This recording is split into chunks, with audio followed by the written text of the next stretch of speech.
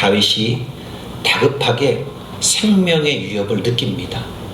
이 생명의 위협을 느낄 때에 다윗은 하나님께 속히 서둘러 내게 와서 자기를 도와달라는 그런 부르짖음이 있다는 거예요. 하나님께 속히 오라는 거예요. 빨리 오셔서 나를 좀 도와달라는 겁니다. 여러분, 다윗이 이렇게 다급하게 하나님을 찾는 이유를 무엇으로 생각합니까? 저는 다윗은 하나님의 성품인 인자와 진리는 모든 성도들에게 영원한 구원의 소망이 있다는 것을 알기 때문에 인자하신 하나님, 자비하신 하나님을 그는 찾고 있다는 것입니다. 여러분, 우리의 인생을 보면 여러 어려움으로 가로막힐 때가 있습니다. 24년도를 살아오면서 여러분 막 인생에 여러 많은 굴곡들이 있었잖아요. 그죠? 그렇게 어려움으로 가로막힐 때가 있다는 거예요. 산을 넘었는데 또 산이 나오고, 또 힘겹게 그 산을 넘었는데 또 그 산이 또 나타나고, 이러한 빈번의 수가 있다는 거죠. 이스라엘 백성들을 한번 살펴볼까요? 이들은 하나님의 섭리로 종되었던 애굽 땅에서 빠져나오면 평탄할 줄 알았어요. 근데 그들의 생각은 착각이었습니다. 그들은 출애굽과 동시에 힘들고 고통스러운 광야 생활이 그들을 기다리고 있었다는 거예요. 이들의 광야에서 생활은 하루길, 한 달, 1년의 길도 아니었습니다. 그들에게 놓여진 길의 시간은 40년이 40년. 40년 동안 광야 생활을 지나는, 그래서 가나안 땅으로 가는 그런 정말 어려운 행군의 길을 계속 가야만 했습니다. 여기서 끝이 아닙니다. 다시 또 가나안 땅에 들어가기 앞서 요단강을 또 건너야 되는 거예요. 그 요단강이 또 가로막혀 있죠. 요단강을 또 건너게 되면 어떻습니까? 난공불락이라는 정말 여리고성이 또 기다리고 있다는 거예요. 그리고 또 이 약속의 땅에 많은 나라 이방 민족 30여 명이 넘는 왕들이 다스리고 있다는 겁니다.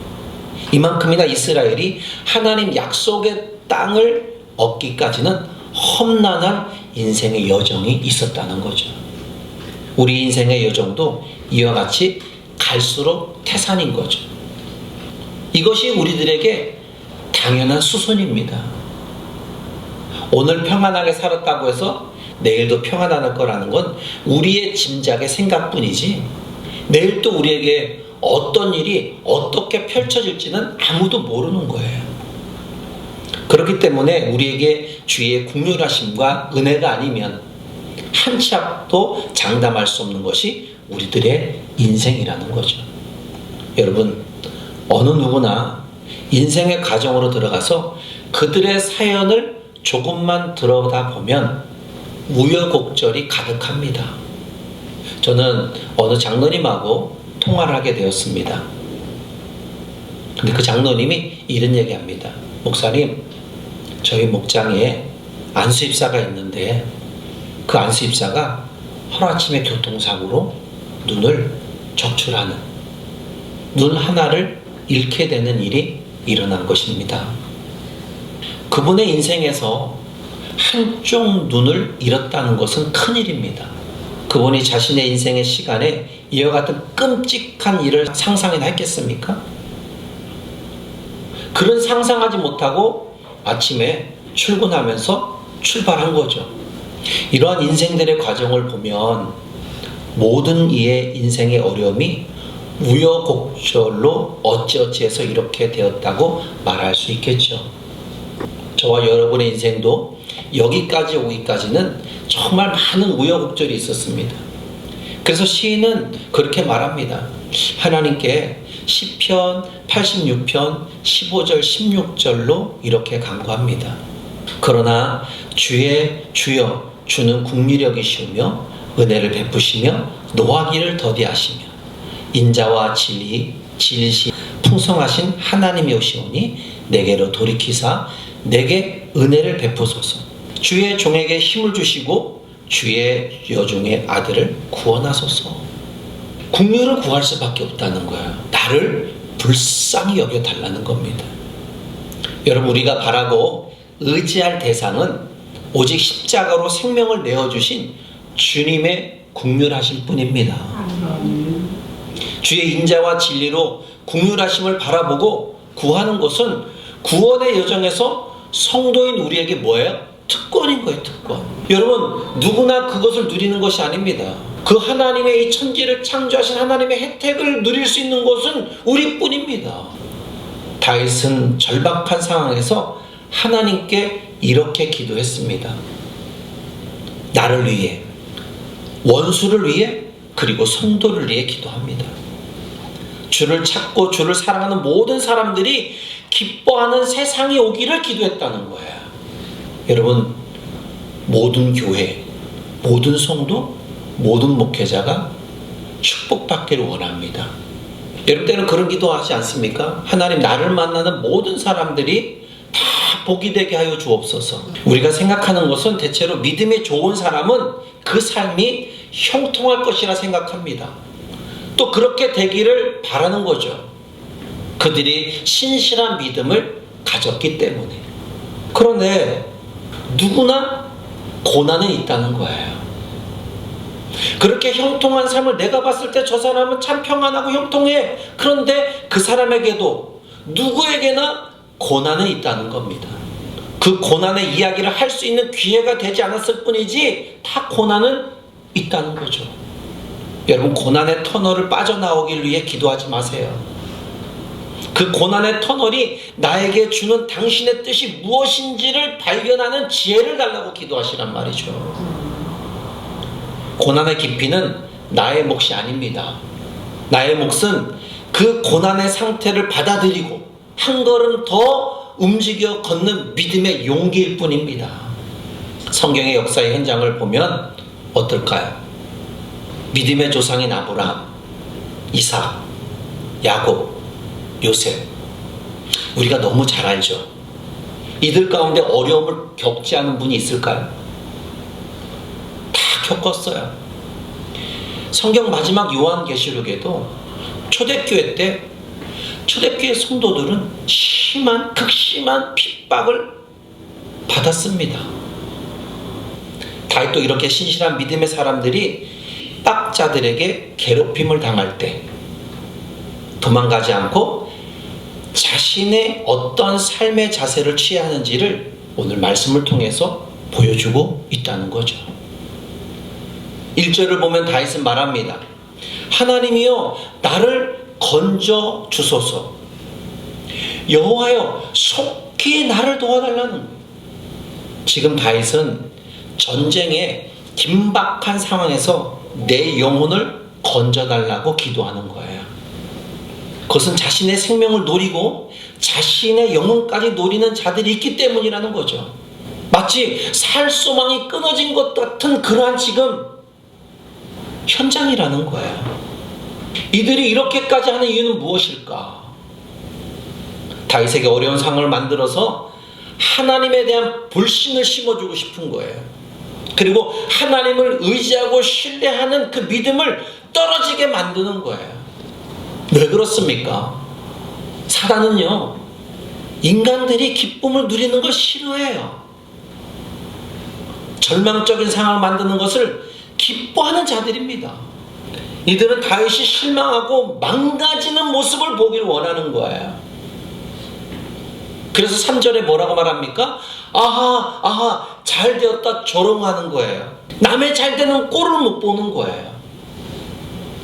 마치 십자가 달리신 예수님을 보고 조롱하는 자들처럼 사탄은 우리가 하나님으로부터 구원받을 수 없다고 계속 조롱하는 거죠. 어떻게 합니까? 너는 안 돼. 너 같은 사람이 무슨 예수를 믿어? 너 같은 사람은 하나님의 사랑을 받을 자격이 없어. 그 자격이 절대 안 돼. 여러분, 정말 우리가 하나님의 사랑으로 구원받을 수 없는 존재일까요? 그렇지 않습니다. 로마서 8장 33절로 37절에 누가 능히 하나님께 택하신 자들을 고발하리요? 의롭다 하신 이는 하나님이시니 누가 정죄하리요 죽이실 뿐 아니라 다시 살아나신 이는 그리스도이시니 그는 하나님 우편에 계신 자요 우리를 위하여 간구하시는 자라. 누가 우리를 그리스도의 사랑에서 끊으리요? 환난이나 공고나 박해나 기근이나 적시나 위험이나 칼이냐? 기록된 바 우리가 종일 주를 위하여 죽임을 당하게 되며 도살당할 양같이 여김을 받았나이다. 그러나 이 모든 일에 우리를 사랑하신 이로 말미암아 우리가 넉넉히 이기느니라. 넉넉히 이긴다는 거야. 우리는 하나님의 사랑을 받고 하나님을 통해서 우리가 구원을 받을 수 있는 존재라는 것을 분명하게 성경은 말해주고 있어요. 사단이 어떠한 방해 공작을 해도 우리는 사랑을 받을 수 있는 충분한 자격 요건이 있다는 거예요. 왜? 그리스도를 영접했기 때문에. 영접하는 자, 그 이름을 믿는 자들에게는 하나님의 자녀가 되는 권세를 주었다는 거예요. 이미 우리는 예수를 통해서 하나님의 그 권세, 하나님의 구원의 은혜를 얻은 사람들입니다. 그러니 여러분, 우리가 막 살을 수 있어요?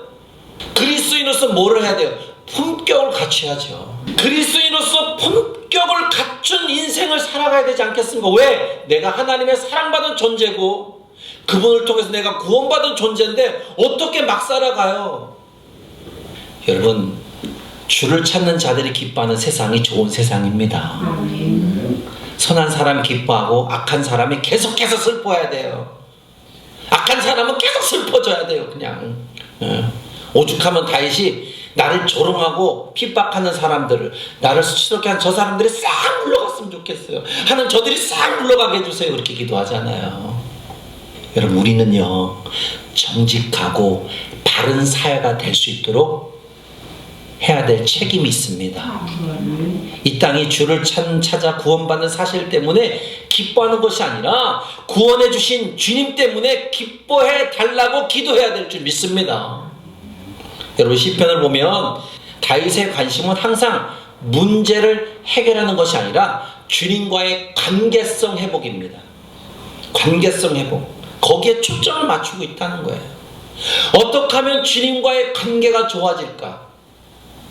거기에 큰 초점을 맞추고 있는 거예요. 이것이 생명이고 복음이기 때문에 그렇습니다. 다윗은 주님을 사랑하고 주님을 즐거워하고 주님을 높이기를 바라는 마음입니다. 모든 사람이 항상 주님을 높이기를 원합니다. 한나는 자식이 없을 때에 하나님을 적극적으로 의지했어요. 요셉은 형들을 통해 고난의 연속이 일어날 때 그 현장과 또 감옥에 갔을 때도 하나님을 의지했습니다. 하나님은 당신을 찾는 이에게 그의 소원을 기쁘게 해주신다는 거예요. 이러한 기쁨의 은혜가 나에게 속히 임하는 은혜가 있어야 될 줄 믿습니다. 그래서 5절을 보면 이렇게 말하죠. 우리 한번 같이 한번 5절 읽어볼까요? 시작. 나는 가난하고 궁핍하오니 하나님이여 속히 내게 임하소서. 주는 나의 도움이시오 나를 건지시는 이시오니 여호와여 지체하지 마소서. 할렐루야. 지체하지 마소서. 다윗은 가난하고 궁핍합니다. 다윗은 나약하고 의지할 아무것도 없습니다. 여기서 가난하고 궁핍한 것은 물질만을 의미하는 것이 아닙니다. 마음의 겸손한 상태. 주 아니면 아무것도 안 됩니다. 그래서 다윗은 마음이 가난하여 하나님의 도움을 갈망하고 있다는 거예요. 다윗은 하나님을 나의 도움이요 나를 건지시는 자라고 고백합니다. 그는 하나님의 깊이 사랑하고 신뢰하고 있다는 거예요. 다윗은 지금 긴박한 상황이기에 그렇기 때문에 속히 임해달라는 거예요. 빨리 와서 나를 좀 건져주세요. 그렇게 구원의 기도를 하고 있는 겁니다. 여러분, 다급할 때 막 그렇잖아요. 엄마 아빠한테 전화해서 엄마 나 좀 도와줘. 긴박하게 막 전화할 때도 있잖아요. 여러분, 무거운 짐을 가지면 처음에는 견딜 수 있습니다. 그러나 시간이 점점 지나게 되면 견딜 수 없게 무게에 무너지게 되어 있습니다. 그 무게는 나를 누를 수밖에 없다는 거예요. 그래서 어떻게 해야 돼요? 쉬어가야 되겠죠. 다윗은 점점 삶이 무거워지는 것을 알기 때문에 하나님께 도움을 요청한 겁니다. 주기철 목사님이 이렇게 기도했습니다. 하나님이여, 하나님이여, 나의 영혼을 속히 불러 주시옵소서. 이대로 오래가면 저는 순교하기가 어렵습니다. 왜 그가 이렇게 기도했을까? 그는 4년 반 동안 감옥 생활했습니다. 그 감옥 생활하면서 심한 구타를 당합니다. 그리고 잠도 재우지 않습니다. 이런 고통 속에 있었다는 거예요. 그러니 여기서 더 가게 되면 순교하지 못합니다. 그의 기도는 인간의 연약함을 잘 말해주고 있지 않습니까?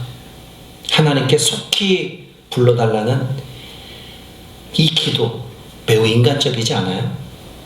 하나님, 저를 속히 좀 하늘나라로 불러주세요. 너무 인간적이잖아요. 하나님 아니면 안 된다는 거 아니겠습니까? 하나님이 내 영혼을 책임져 주는 분 아니겠습니까? 여러분, 주를 사랑한 자들이 이 땅에 가득한 세상이 될 때 수치와 무한을 당하는 자들은 사라질 것입니다. 그리고 주를 찾는 자들이 기뻐하고 즐거워할 것입니다. 전 여러분들이 수치와 수모에서 벗어나서 주를 더 간절히 찾음을 통해 여러분이 기뻐하고 즐겁고 행복한 시간을 보내기를 축복합니다. 우리는 오늘도 주를 사랑하는 자들입니다. 아니, 내일도 사랑할 것입니다. 아니, 평생을 사랑할 것입니다. 그렇기 때문에 나와 같이 이런 자들이 많아지기를 기도하시기를 축복합니다. 왜? 이 땅에 하나님의 나라가 속히 임하기를 바라는 마음에서 오늘 그 마음이 저와 여러분 속에 축복으로 가득 채워지기를 다시 한번 주의 이름으로 축복합니다.